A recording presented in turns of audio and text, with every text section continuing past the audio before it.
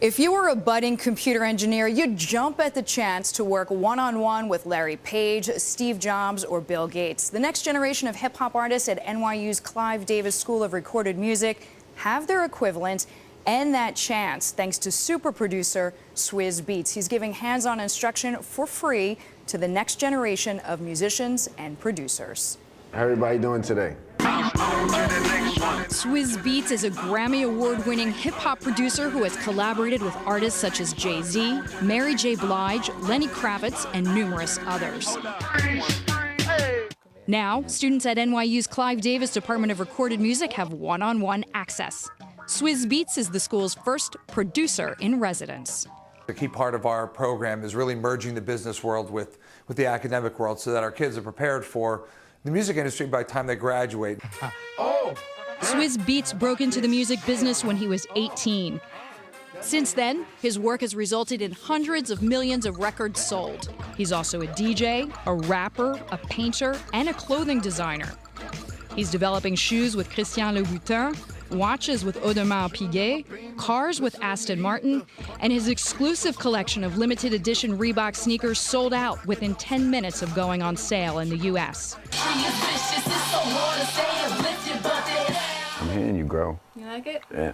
Thanks, Yeah. I definitely see the growth from when we first sat down. The music business is more competitive than ever and requires that even beginners possess a certain business acumen. He's not just a producer. He's an entrepreneur. He's an artist. He's involved in branding. So he understands the value of wearing many different hats and also being able to navigate his way around a boardroom and a recording studio, which ultimately is what we want our kids to be able to do as well. It's too soon to tell whether Swizz Beatz can be successful teaching students how to survive and thrive as professionals in the music industry. But to hear students tell it, so far, so good. He's willing to give back his time and give his energy to people that aren't on the same level as him to be able to bring us up. I just thought that was amazing.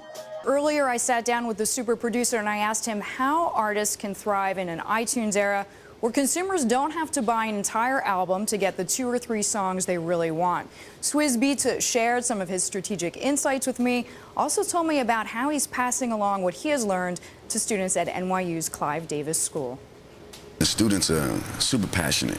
You know, and one thing that I see in all of my students' eyes, they have like the eye of the tiger. Like they want to do so much. And I tell them, I said, listen, you know, you can do everything you want to do. You just have to prioritize what you want to do first, second, third. You know, you have one controlled growth is a goal. Because they want to do everything. You know, the students come up to me like, I'm an engineer, I'm a writer, I'm a producer, and I'm a rapper, and I'm a photographer. And I'm like, whoa, whoa, whoa. And I love it, but I say, okay, well, let's just break it down to what's going to make you money right now. What is the #1 most important thing that you teach them for their business acumen? What I do is I set up scenarios for them. So, you know, we listening to the music, and I say, okay, well, just act like I'm the label right now. You know, how much would you sell me this track for? And he said, well, I don't, you know, whatever. I said, so you're going to take your hard work and you're going to give it to me for whatever. Okay, now write my notes. And I say, well, how much publishing are you going to offer me for this song? Whatever publishing you would want. I said, why? Just because I'm a major label?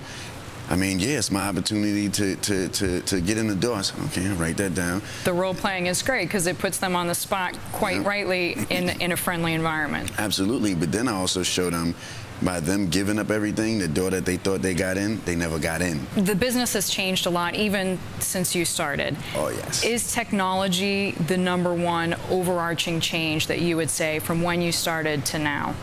I would say technology is the change, but also the generation is different also. The taste level for the fans are way different. They're more involved now, you know, and I would blame this on technology, and I would congratulate it on technology because now, you know, labels can't... Well, you get instant feedback, first of all, right? instant feedback. You know, the labels can't just put up a promo and pull the wool over everybody's eyes. No. They know who's producing the track. They know who's writing the track besides the artist. I mean, the fans out there are so educated. How has the iTunes era changed the way that you produce and the way you teach the students how they're going to thrive? The iTunes era it's like a gift and a curse.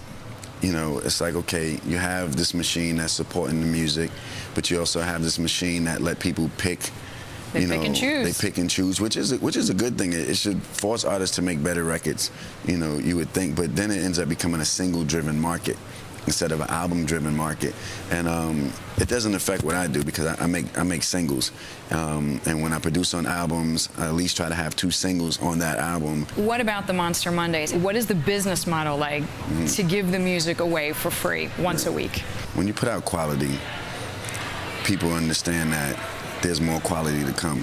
So, okay, they're saying he's giving this away for free. Imagine what he's gonna sell. And sometimes, like, let's say the track I did with Estelle, which opened up Monster Mondays, the labels come back to the table and say, listen, we want to take this song and we want to put money behind it and we want to shoot a video for it. So now a song that would have been just sitting on the side now becomes alive because they see the traffic through the internet, they see the radio picking it up. Most of Monster Monday songs go straight to the radio, which is unheard of. So now it's like, it's a buzz starter. And this buzz starter can have an artist. It's almost a marketing expense, for lack of a better term. Yes. Swizz Beatz isn't the only producer using free music as a way to create buzz. Kanye West and Timbaland also offer free music weekly. Swizz Beatz' own album, due out later this summer, features collaborations with a number of artists, including Bono and another superstar artist that he works frequently with, his wife, the Grammy Award-winning, very talented Alicia Keys.